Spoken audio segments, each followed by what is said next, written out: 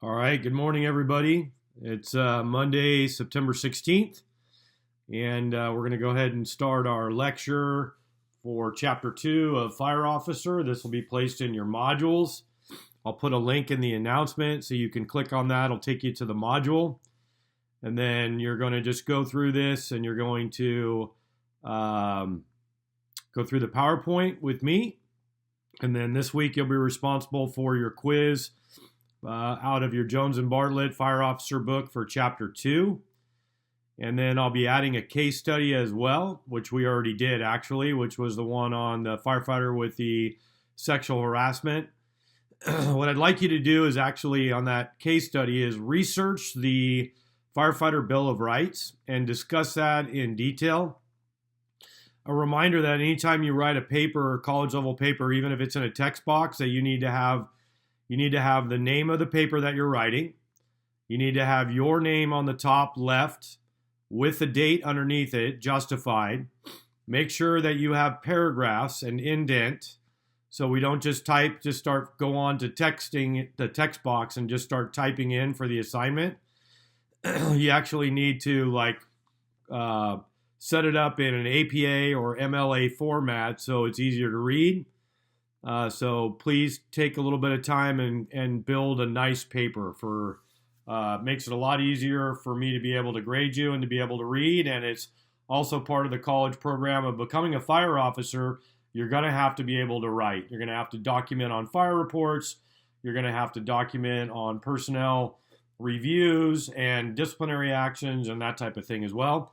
So no better time to get started than right now. So we're going to talk about the leadership process, and basically there are multiple different types of leadership styles, and you're going to grow and you're going to learn your own leadership style. You're going to glean from individuals that you've worked for, and you're going to like some of the things they do, and you're going to not like some of the things they do. So you're going to have to kind of build your own, but we're going to give you all the technical jargon that goes with it. And then you can choose from those and which you think is best. So you're going to be faced with a lot of challenges once you get hired and you promote through the ranks and become a fire officer. So we've got reduced funding going on out there, which means less money to go around for fire departments, police departments, public works, water, sewer, garbage, all that. We have a sharp decrease in volunteer participation across the United States as well as full-time. Right now we're seeing a 38% decrease in applications for fire jobs, and that's nationwide. We have a huge number of medical emergencies that we're responsible for. Even if you are working for an agency that doesn't have ambulances, you're going to be going to emergency medical calls. You're not going to go to fires every single day, but you're going to go to multiple medical calls every single day. Violent acts that are taking place and mass casualty incidents and dealing with those. Record-breaking wildfires. So people like to say that, but we really are not. We're just having we're going through a fire season right now, if you will. That's last several years because of our drought and rain cycles that we go through. If you look back on history and we talk about record-breaking fires, we had a fire called the Big Burn, or the Great Fire of 1910, that burned 11 million acres in one day. We haven't seen anything like it. So as far as record-breaking fires, we haven't had one of those, but we'll get into that later. New elements of built environment producing large loss fires. So we're talking about basically large warehouses and food processing and manufacturing facilities that are having fires where they have large losses, and then hazards that impact firefighter health and safety and well-being, but we're also addressing those things with things like cancer awareness. So different types of leadership styles. You have the Cotter leadership process, is establishing direction, aligning people, motivating, inspiring. And then management creates orderly results which keep something working effectively. So, like, this is from 1990. When I went through all of my training for leadership, it was actually in the late 1990s, and this was not really popular yet. One thing that I like to say is we don't manage people, we actually manage equipment. Like fire engines, we manage when they get serviced, when the brakes get done, when they need to be waxed, when they need to be detailed, but we lead people. The idea that you're going to manage people is going to put you at a disadvantage from the very beginning. We need to be leaders. And then we're going to talk about in great detail about leadership today. So both leadership and management need to be for a successful organization. Management look at time frames, a few months to a year, and leaders look at longer time frames. Roles and responsibilities differ. Managers accomplish activities and master routines. Leaders influence others and create visions for change. And managers are people who do things right, and leaders are people who do the right thing. I think that's a great quote. So we do have managers still in the fire service, and that's going to be a challenge for a lot of us. For example, my position as a battalion chief, I work for the deputy chief of operations, who's actually a leader, but he's also a manager. And then we have people that work in our organization that are up in the office that are for the community services district, and their job is to manage the finances of the CSD and to be able to manage all of the policies and procedures that we follow. So basically for you have to understand management, but understand that when you're in the firehouse and you're running a crew, that you're going to be leading them. So like we talked about, theories have evolved over time. Difficult to keep track of all the different theories and approaches that are out there. And then the common component out of all of this is leadership is influence over a group toward a goal attainment. John C. Maxwell in the 21 Irrefutable Laws of Leadership, which I highly recommend if you get promoted, that you buy his book and you read it. And he said, leadership is influence, nothing more and nothing less. So basically, you're going to have influence over people, and you can use that influence for negative or positive results. My recommendation is that you make positive change in people's lives through the influence that you have over them. Here's a list of different types of leadership. We're going to go over these in detail during the slides. And then, so for you guys to know that you wrote down that a lot of you are, some people said laissez-faire, which is the old leadership of what shall be, where you let people do whatever they're going to do, and then you kind of just deal with it as they go along. And then fellowship, adaptive, I'm more of a servant leader. One of the things they don't list on here is called autocratic, which you're going to have to do. Autocratic leadership is when you're on the fire ground and you're giving people orders. There's no time for democratic leadership on the fire ground. We do not get together, form a committee, and decide which hose we're going to pull to the fire. The captain, you, the leader, is going to give an order, just like in the military, and the person that's going to be on the engine and the fire apparatus operator are going to do what they're told, right? So that's called situational leadership, where you can have a combination of leadership styles, and then due to the situation, you're going to change your leadership. That is a necessity as a fire service leader, because you can't always be democratic, you can't always be laissez-faire, you can't always be servant leadership or authentic or anything else. There's time when you're going to be straight autocratic, and there's has to be that way. Trait approach talks about, and this is Peter Norton's classification, is intelligence, self-confidence, determination, integrity, and social ability. So I say the two most important things are your integrity. If you don't have integrity as a person at work and outside of work, you're going to have a very difficult time influencing others to follow your way of leadership and your direction in the fire station, or in my case, in a battalion, or in the case of the deputy chief of operations, all of the operations of the fire department. We have to be men and women of integrity, that we do what we say and we say what we do. The fire service is the most trusted industry in America. or organization across America that were invited into people's homes in the worst day of their life, when their loved one is sick or dying or has died or their house is on fire, and we literally have to maintain that integrity so that way we can continue to be effective force for the people that we serve. And then talking about Peter Norhausen, does not look at the situational effects of leadership on a group. Officer must adopt appropriate styles for the specific situation, which is situational leadership, which is absolutely what you're going to be doing. So if we look at this graph here, this is a skills approach, talking about different types of skills that can be developed for your leadership. You have technical skills. So as a fire service manager, this should be leader at the captain and the battalion or district chief level. Technical, human, and conceptual. In my humble opinion, the technical aspect should be higher than everybody else's out there. People are going to come to you with questions on how to do things. What's the right way? What policy is this going to be?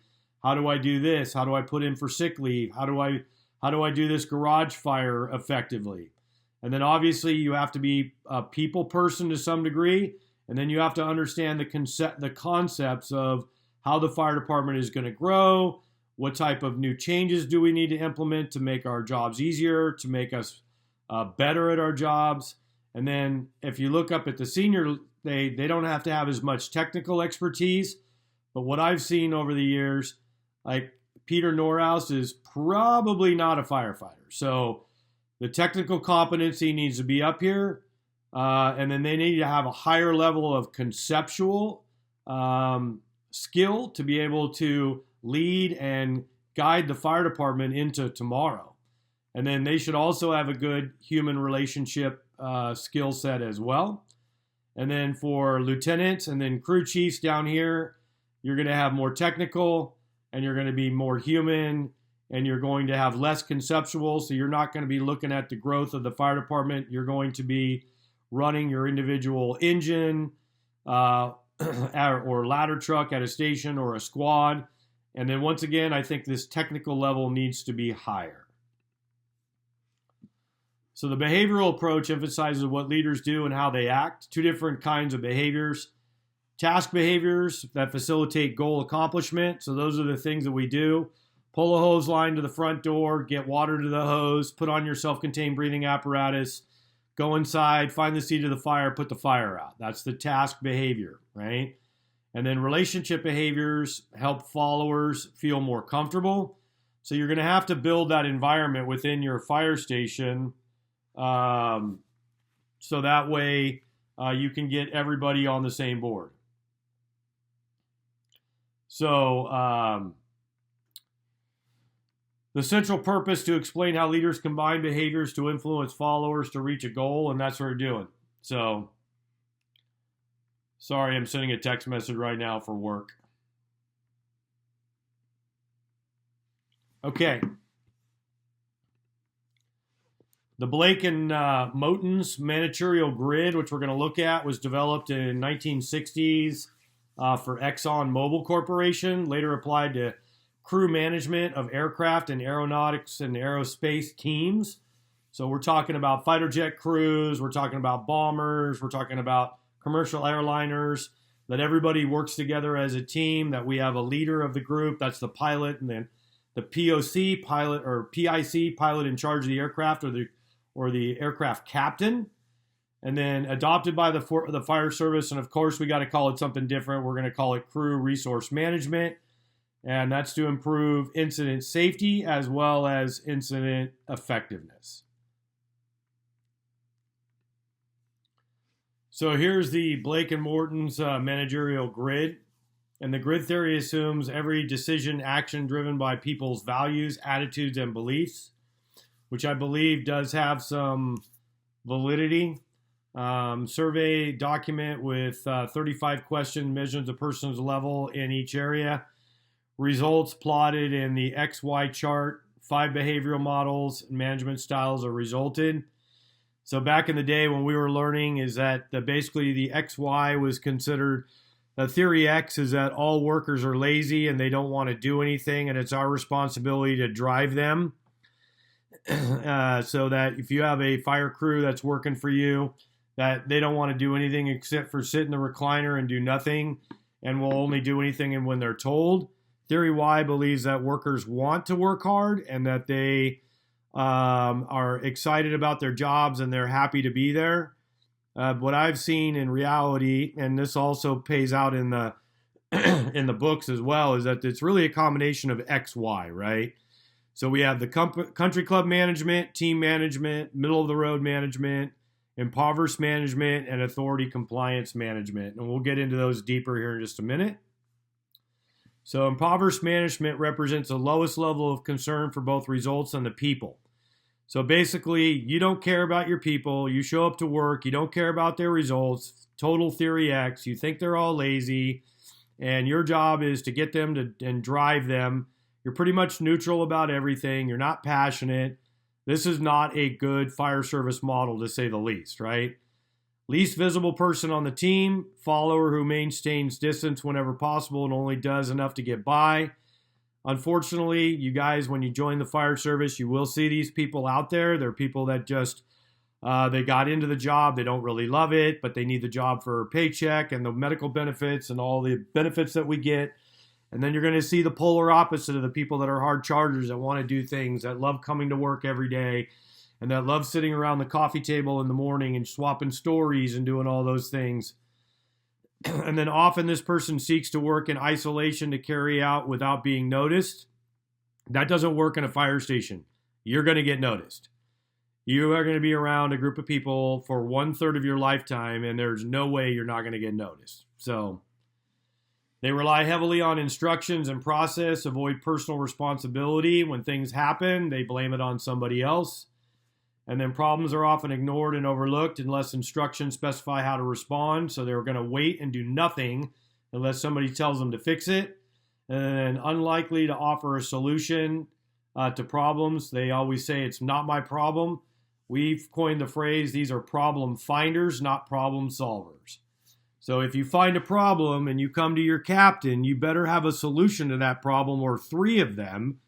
Say, Cap, we broke the broomstick on the last vehicle accident. We're sweeping up the broken glass from the vehicle accident, but I've got a resolve for that. I went out and I grabbed a broom handle out of the storage closet that was on one of our brooms from around the station, and I put in a request from logistics to order a new broom handle. Found a problem, came up with 2 separate solutions, and fixed it immediately. And that's the kind of thing that we're looking at, right? So, yes, it is your problem. Every problem is all of our problem, and we work together to fix those things. Authority compliance management, that's the controlling manager that's on your tail 24/7, won't give you a break, watches your every move.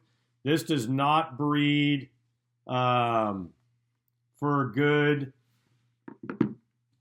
crew cohesion, right? So if you're the autocrat all of the time, this is what we're going to have for dinner tonight, right? So we talked about having a blended management style. You're not going to be autocratic at the firehouse. There's times when you will be, when you have to tell them, all right, guys, we're going out, we're going to clean all the rigs, and we're going to wash the garage floor and get it ready for inspection. Those are not debatable, and you're going to have to be autocratic on that. But you're going to be a servant leader, and you're going to go out there and you're going to work with your crew. You're not just going to go back in your office and wait for them to get done. So these people are usually highly trained, organized, experienced, and qualified. They cannot be aware of others beyond what's expected in terms of results. So they cannot be bothered with your personal life and what might be going on behind the scenes. Expects everyone else to keep up, often leaving others behind, and they're very autocratic in everything that they do. Style required when company involved in high-risk emergency activity or when immediate corrective supervisory action is required. So when safety is at risk, if somebody's getting ready to back up the fire engine and they don't have a backer, which is required by policy, and it prevents vehicle accidents and prevents people from getting run over, you need to say something. You're the authority. You're still the authority. We just don't use that style every single time. You say, hey, you guys need a backer, right? Country club management is an accommodating manager, low concern for results, high concern for people. We also have these leaderships in the style in the fire service where they come to work, make sure everybody gets their breakfast, make sure they get extra workout time in the gymnasium, make sure that all of their, they got their lunch ready. We're going to shop early for dinner.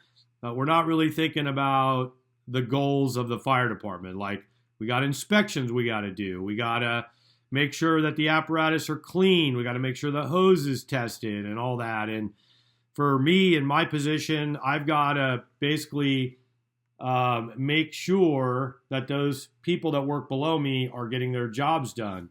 These are the approachable, fun, friendly, and ready to listen people, which you need to be that too, but you can't be all of that. That's the whole thing with this whole situational leadership, is you've got to glean from each one of these and then come up with your own leadership style and work together with everybody and know that you're gonna have to lead in different ways at different times. Weakness lies in overwhelming emphasis on personal feelings and preferences and avoiding concrete issues. So this is the person that avoids conflict at every opportunity. You're going to have to deal with conflict. It's part of the job. And they're diametrically opposed to authority compliance managers, right? So this is the person that doesn't want to get told what to do. Well, you're joining a paramilitary organization, and if you don't want to get told what to do, probably not the job for you. Because I've got a boss, my boss has got a boss, the fire chief's got a boss, the board of directors that are elected officials, they have the general public is their boss. We all have bosses. Middle of the road management is status quo, moderate level of concern for both people and results. Objective is to play it safe and avoid risk. Depends on being well-liked, staying in well-informed, and effectively convincing others that risk outweighs reward. And then may seem impartial, but actually underestimates people, results, and change. Laissez-faire leadership. That's what we talked about, right? Middle of the road, laissez-faire. Moves to the decision-making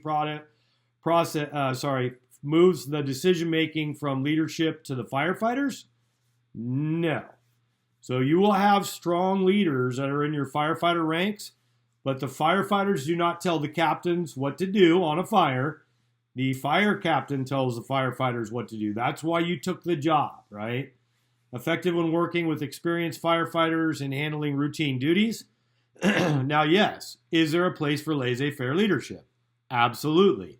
You have a 20-year firefighter. You've got 3 2-year firefighters, and then you have a brand new probationary firefighter. I expect my senior leadership firefighter, my senior firefighter, when we're going to do hose testing, that he takes out the crew and shows them how to use the hose tester, how to document everything into the computer program where we store all of our, what's called an RMS, records management system, and we put all of that information in there, and he teaches those folks how to do it. If my senior firefighter has a question, he'll come and ask me. Do I help? I do.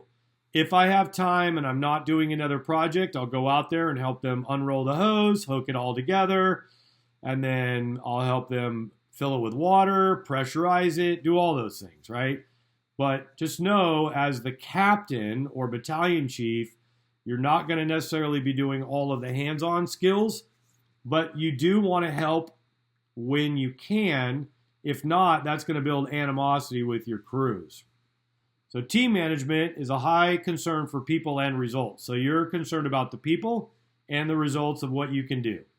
Work relationship based on what's right, and then preferred model for success for fire officers. It's democratic. Its consultative approach takes advantage of group resourcefulness to achieve.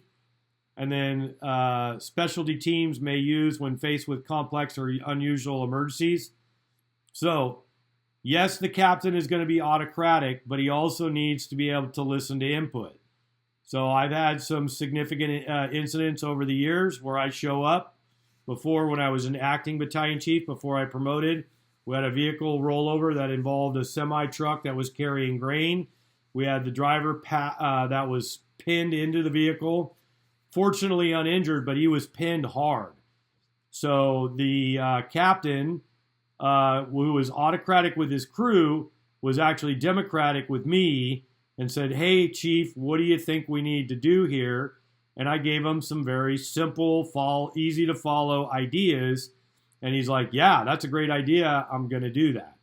So we all worked together and to be able to do that. But remember, he's still going to be giving orders to his firefighters. "Hey, I want you to cut this here. I want you to remove that seat. I want you to do that." So it's always going to be that combination of things.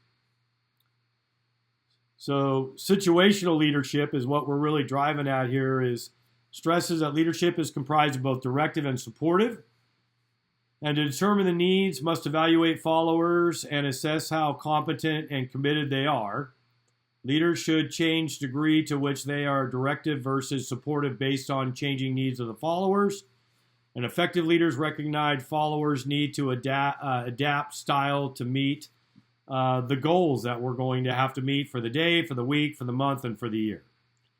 And then direct and practical. So this is very much a fire service thing that we don't beat around the bush a lot. We actually tell people straight up what needs to get done. And then it's popular in leadership training and organizational consulting. So basically we use our different styles of leadership to be able to get the job done. So 4 distinct categories of situational leader. Situational leadership 1, high directive, low supportive. S2 is high directive, high supportive, coaching. S3 is high supportive, low directive, supporting. And S4, low supportive, high directive, is delegating, where you're basically just going to give out the orders and you're not necessarily going to be doing it. So we're going to be using all 4 of these. We're going to be directing, coaching, supporting, and delegating, right? So that's why they call it situational. And then depending on the situation, we're going to choose one of these to get the job done. And then although it's popular, it's supported by little research, difficult to perform a direct analysis on this leadership style. And then officer needs to adopt appropriate style for the occasion. So yeah, there's little research on it, but pretty much every fire captain and battalion chief across the United States is using it. So we do the right thing at the right time, right? Because we have integrity, we know that we can't be like just hammering people on what we're going to eat for dinner. Now, you might have chicken 4 nights in a row, and you're the captain and say, "Hey, bro, can we please have something other than chicken tonight? Can we have some like hamburgers or maybe some tri-tip or whatever?" But that's not telling the crew, this is what we're going to have for dinner every night, right? So transformational leadership gives more attention to charismatic and affected elements, concerned with emotions, values, ethics, standards, and long-term goals, including assessing followers' motives, satisfying their needs, and treating them as full human beings. Well, you better be treating people as full human beings, because that's what they are. And that's also part of the servant leadership model, is we need to care about the person, right? We serve the other person. From the moment you come into the academy and you go into our college academy, you are going to become a servant leader. You're going to serve your other classmates. And then I'm going to serve you as a leader of the academy. My job is to serve the instructors that are underneath me, and my job is to also serve you. If you adopt that mindset and you start taking care of your neighbor and you start thinking about their needs and what they need to be successful, that is when you're going to see explosive growth and potential in your company, your academies, your fire departments, your businesses. But we've got a lot of leadership training out there, and a lot of it is not really great. The situational or transformational leader that uses servant leadership as their core values is going to be very effective. So 5 ways to demonstrate that is providing a strong role model for beliefs and values you want your followers to adopt. So for me, everyone's got different philosophies on this, but I don't drink alcohol, right? I chose to quit drinking alcohol about 17 years ago. somewhere around there. I don't remember the exact date, but I was drinking too much, and it was a bad thing. It was affecting my family life. It was affecting my work life. I was promoted as a captain. I was working in the training division as a training captain. I was under a great deal of stress. And my wife, who I have been with for 27 years, she saw what it was doing, and she called me out and said, "You are not the godly man that I married." That one hit deep, right? So sometimes you're going to have to police yourself, and people are going to come up to you and they're going to hit you hard, right? But this is that integrity piece that we keep talking about. So, like, you need to be able to be, and then upfront with your crew to where, hey, man, I'm sorry, you guys, I'm not going to go out and have beers with you because I had something more important, that I'm going to raise my family. I'm going to be a good leader for you guys. I'm going to make sure I'm engaged in the fire department. I'm going to teach at the college. But I'll go out with you guys and we can go have dinner, and then I'll have a Diet Coke or an iced tea or whatever. But it's all about your, you have this personal journey that you're going to go through where you're going to be growing and becoming a better leader. And then ultimately, like some of you guys that are in this class may opt to be a fire chief somewhere, right? You're going to have to be on your game. Every single thing that you do, and I mean everything. How you wash your car, how you dry your car, how you vacuum it, how you show up to work, how many cups of coffee you drink, how you run an emergency incident. They're going to critique everything you do. It's human nature, right? And you guys see with social media, like you can't even post, "Oh, it's a great day today," with a picture of the sunrise without somebody coming in and bashing it. "Ah, it's a shitty day." Like we for whatever reason, we do that, right? And that's a horrible thing. So as a leader, you need to really step back and look at yourself and figure out, what am I doing, right? What kind of ideological goals that have moral overtones, right? This is written right here, you guys. Like everything that we do, like being a good person, taking care of your neighbor when you're at home, and like my neighbor next door, we have all of our each other's phone numbers. I live in a small community, a little subdivision in Galt. I've got all my neighbors' numbers. If we get a package delivered to the wrong house, we walk it across the street, we ring their doorbell, or I text them and say, "Hey, bro, FedEx delivered this to the wrong house. I've stuck it on your doorstep. It's hiding behind the pillars so nobody steals it." My neighbor left her garage door open, Mrs. Nemo. She texts me and says, "Hey, Rick, can you please close my garage door?" It's the package, right? You're asking to be a firefighter. This is the most trusted profession in the world. And for some of you guys that already are firefighters, you already know this, right? It's things that we have to do, and then we're going to model those things to our crew members. And if we don't, whatever we're modeling is what they're going to copy. If you're out there running amok and you're going to the bars all the time and you're getting fall down drunk and throwing up and everything, tell me that your crew won't think that that's okay. You know they will. So, like, you have to be temperate in your spirit in the things that you do, right? I'm not saying that it's okay, or that everyone who's a fire officer can't have a beer or go out and have a nice evening and have a cocktail or whatever. But if you're bordering on alcoholism, that ain't going to be good for your crew. Not good for you, not good for your crew. So communicating high expectations and exhibit confidence in followers' ability to meet those expectations. Whatever bar you set for your people is what they're going to strive to reach. So if you set a really low bar, say, "Hey, I just want you guys to run calls, make sure you have your uniform on when we go to the grocery store, follow policy, don't get me in trouble," well, that's what you're going to get. But if you say, "Hey, we want to go out, we're going to stretch hose today, and we're going to practice masking up, and we're going to go down to the tower, to the training tower, and we're going to do forcible entry practice, and we're going to cut up a car with the jaws of life," and like, if you do that with your crews, you're going to gain respect. You're going to be able to share knowledge. You're going to be able to build a strong, cohesive team. All of these things work together for the good, right?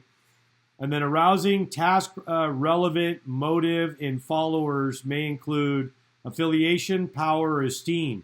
So by bringing these people into the fold and bringing them into the group and not treating them like outsiders, you're going to build their self-confidence. You're going to build their self-esteem. You're going to empower them to do things around the fire station. Like I told guys, "Hey, man, we can beautify some things around here. Like we literally went out back to the fire hydrant when I was at Station 74 on the ladder truck, and we wire brushed the fire hydrant. Went to Orchard Supply Hardware. Some of you guys probably don't know what that was because it's gone now. And we got spray paint and we painted it up really nice. Red fire hydrant with silver caps on it. Painted the chains, got it all tricked out. Went and bought some rocks, put rocks around the base of it. It looked awesome. Guess what? People notice that type of attention to detail. So all of the things that you do are going to make a difference and are going to help out. So 5 fundamental practices is you're going to model, for this is for transformational leadership, is model the way, inspire a shared vision, challenge the process, enable others to act, and encourage the heart. Utilizes a 360-degree feedback process, focusing on development and compelling vision. So what the heck does that all mean, right? So this is part of being, like we said before, situational leadership, where you're going to allow people, they're going to be able, you're going to enable them, others to act. And we actually have a term for that on the fire ground. It's called operating under the incident commander's intent. So if you're on a big fire scene and you've got multiple buildings on fire and you show up with a fire engine and the incident commander says, please control the fire on the right flank of the fire, and you have a building that's just starting to catch on fire, it is the leader's intent to not let that building burn down. So you go put water on that fire and you put it out. They didn't tell you exactly to go do that, but it's the enabling others to act or to actually operate under leader's intent is where that falls into. So you'll see as we go through this class and talk more about fire service leadership in general, that it is really a gleaning of different leadership and management styles from all the different ones that are out there. Okay, authentic leadership. Area of recent interest with no real clear definition yet. And what the heck does that mean? Authentic, real leadership. People are said that they are born with leadership skills and abilities, and I 100% believe in that. I've been told that by my bosses as well. But you have to develop those leadership skills and abilities. It's not like you're just blessed with that when you were born, and then now, ta-da, you're going to be the general of the army, right? You got to go through training on leadership. You got to learn all about the military. You have to learn how to run a brigade, all of those things, right?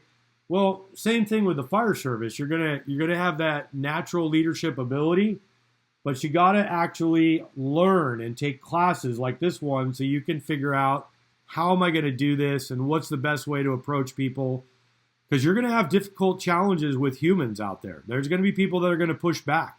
There's going to be people that are going to not be rule followers. There's going to be people that are going to get in trouble. There's going to be people that you're going to have to be involved in their firing from the fire department. We fire people from the fire department. Yes, it takes a lot of work. Yeah, there's a lot of paperwork involved. But you can do something bad enough that you can get fired. Obviously, anything that breaks the law and is a felony. If you are involved in a domestic violence, if you pull a gun on somebody that's not in self-defense, if you commit any type of felony that has to do with sexual assault, you're going to be placed on administrative leave with pay, go through an investigation, FBOR, Firefighter Bill of Rights investigation, and 9 times out of 10, you're going to be removed from duty. And the reason why is you've lost your integrity at some point, and we can't have you be here if you don't have integrity, right? So it's interpersonal perspective, looks at self-knowledge, self-regulation, and self-concept. Development perspective looks at leadership as nurtured by the leader. And the dimensions are purpose, values, relationship, self-discipline, and heart. These are all good things, but they're not necessarily leadership styles. You're going to need to build relationships with your crew. You're going to have self-discipline. You're going to have a strong moral character and have heart, right? You're going to have good values and morals. And you're going to have a purpose, right? All of those things you're going to have. It's not necessarily a leadership style, if you will. And like it says, no clear definition up here on top. All right, so this is my favorite, servant leadership. From the point of view of the leader and his or her behaviors, be attentive to the concerns of the followers, empathize with them, and then you're going to nurture and help them grow. Servant leaders put the followers first, empower them, and help them develop. Absolutely. Going to be autocratic on the fire ground? Yep. Going to be situational when it's time for dinner? Yep. Going to serve them always? Yep. We're going to do this every single day.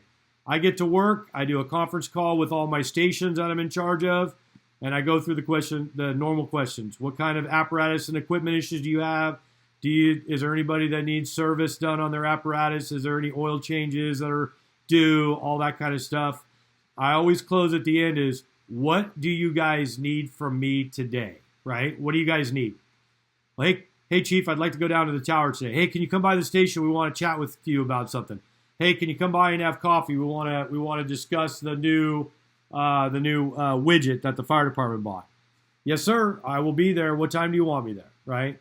My job is to serve them 100% of the time. So, International Association of Fire Chiefs and their fire officer development, this is something that finally, after 200 years of fire service, right, the focus interest of the IFC for officer development. The dividends realized when leader gets buy-in from the group and provides them with sense of belonging and ownership. So there's a book out there called Extreme Ownership. I believe it's by Jocko. He's the guy that was a Navy SEAL. All of us as captains were given it to us by our fire chief at one time to read. And it basically talks about how his job as a SEAL team leader, was to serve as other men that were on his combat team. And then that's no offense to the ladies. There was just no ladies on the team.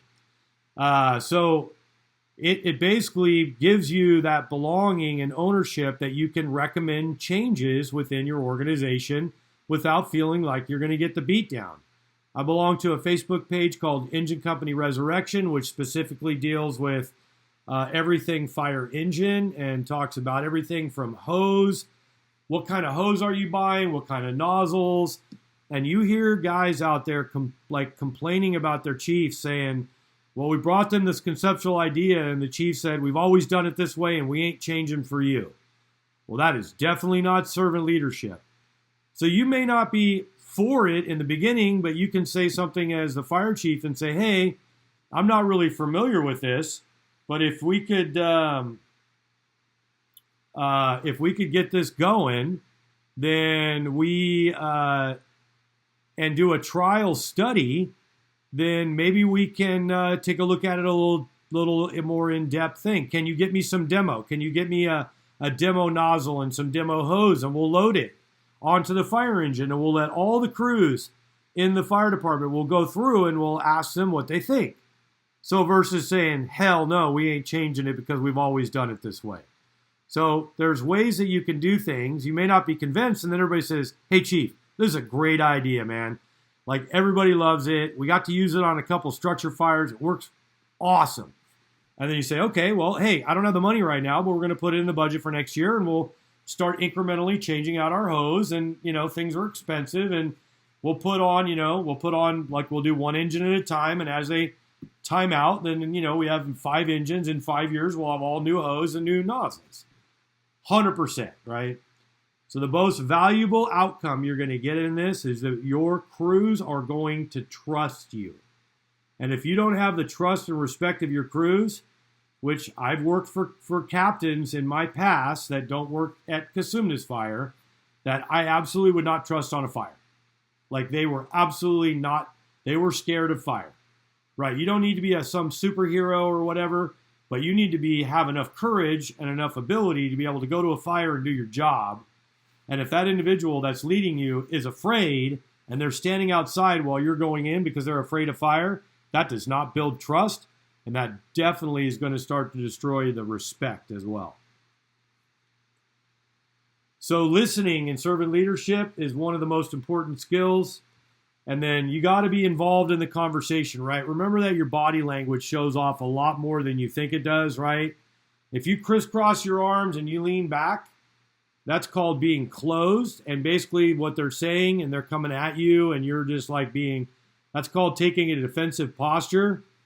when you're talking to somebody and you have your hands out in front of you and their palms are up, shows that you're open and that you're willing to have an open and honest discussion with them. If you lean back in a chair and you put your hands and interlock your fingers and put it behind your head and lean back, it can mean a couple of different things. Number one is that you're kind of disinterested, but you're listening just so that you're going to be nice. Or that you could be actually listening and you're maybe pondering, you're not really convinced yet, right? So body posturing is very important. So, and then like it says, like your face doesn't lie, right? You can say, oh, hi, how are you? I hope you're doing well today. And you really don't mean it. Like you have to. The other thing is eye contact with people, right? And we won't get into the whole looking up, looking down, looking to the right, but I will tell you the one. Looking up and to the left means that you're actually pondering a thought that you're thinking about what they just said, and you're coming up with an answer for the portion of the conversation that you're going to be involved in. And then looking down to the right is you're formulating a lie. So that is based out of the FBI's long time ago research and body language, right? So when you talk to people next time, remember, dead eye contact with them when you're having that conversation as much as you can, without creeping them out, of course. Make sure you blink. And then have that deep conversation with them at whatever level they need to talk about, right? And then am I interpreting or hurrying the person along? Interrupting. We had a fire chief here where you'd start a conversation, and she was our first female fire chief, and she's a great person and everything. She would interrupt your conversation every single time, and I was taught as a young man raised by my parents that is just straight rude. So don't interrupt people. Let them finish what they're saying, right? And then am I asking appropriate open questions to draw out more information that I'm trying to get? Am I using my own words to clarify the person's message and reflect? It's called repeating back, right? So it's the sender message model, to where you send the message is received, and then the receiver repeats it back and they paraphrase it so that they know that you understood what they were talking about. Am I not judging, criticizing, and analyzing or trying to fix that person? I'm 100%, my wife will tell me this when she has something important to say. I want you to listen to me. Don't try to fix it, right? And I get that all the time. For you folks out there that have people that do that to you, I'm sure you're laughing right now, but it is absolutely something I do at home. I've been working on it for 27 years, right? Am I responding to feedback in a non-defensive manner? Sometimes this is hard. Sometimes your crews are going to tell you, hey man, that's bullshit. We don't like the way that you treated that guy. That was totally uncool. You can't get all hot under the collar and fire back at them. So you want to do a pause and then response, or say, hey man, I appreciate your concern. Let me go think about this for a minute, and we're going to come back and talk about it later. And that's cool, right? That's a good answer. I'm just going to wait, and then I'll come back to it later, right? Adaptive leadership is how leaders encourage people to adapt when confronted with problems, challenges, and changes. Focus on the activities of a leader in relation to work of followers when confronted with challenge or change. So there's two things in the fire service, right, that they hate. Every firefighter in America hates change, and they hate the way things are. So think about that one for a second, right? So you're going to have to deal with this, and you're going to have to adapt as you go along. So for adaptive leadership, 6 leadership behaviors: getting on the balcony so you can get a view from up above. The higher you get, the higher you do. We call it at the fire chief level, they need to be flying over at 30,000 feet and looking at everything.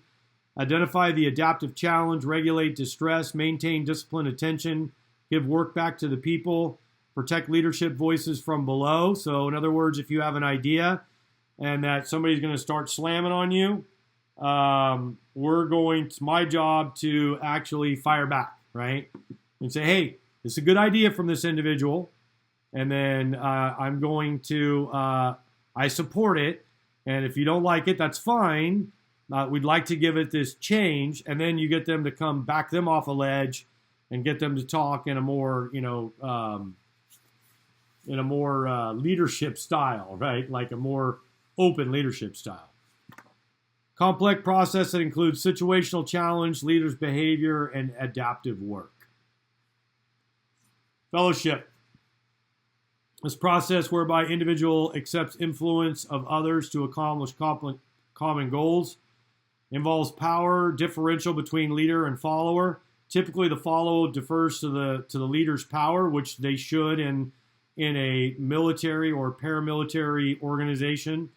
Has to be both leader and follower. Officer leads company to achieve goals and objectives. And then, not fellowship, followership. Officer follows leader from a higher level. I do that. My boss tells me what to do. And in many cases, messengers of unpopular news. You're going to give unpopular news. We have a policy change that affects what you're going to do on this call. We have a uniform policy change that says you can't do this. We had a big deal with people working out without their t-shirts on. And we have a uniform policy, and our bosses came to us and said, absolutely not. If somebody comes to the door and they have to answer the door, they're not going to go to the door with their shirt off. You have a workout attire. You wear tennis shoes and your ankle socks, and you wear a pair of dark blue shorts, and you wear a fire department t-shirt. And you need to be in some sort of uniform 24/7, 365. So a lot of people, they thought, that's unfair. They don't know what it's like. They haven't worked on the line in 20 years. And it's like, dude, this is a rule, and we're all going to follow it. I'm sorry that we have a rule book, but that's part of being in a paramilitary organization. And it's like, it's different now with different generations and how everybody accepts what we call orders in the fire service. So it's not easy, but you're going to have to deliver that unpopular news at times. So particularly important because subordinates are always aware of what the fire officer does, just like I was saying earlier in the lecture, to where like they're going to be looking at everything that you do. So if you're the fire captain and you're lazy and you don't empty your own trash and you don't wipe down your desk in your office and you're expecting the firefighters to do everything and vacuum and do all that, that's going to build animosities. They're absolutely going to notice that from day one, right? And then on the more higher level is we don't get to selectively follow orders. When the chief gives us an order, we do what we're told, right? That's just something that we do. Every organization goes through growing pains. They go through periods of where people are going to try to get away with stuff and not follow orders. For example, not wearing their full PPE on a structure fire.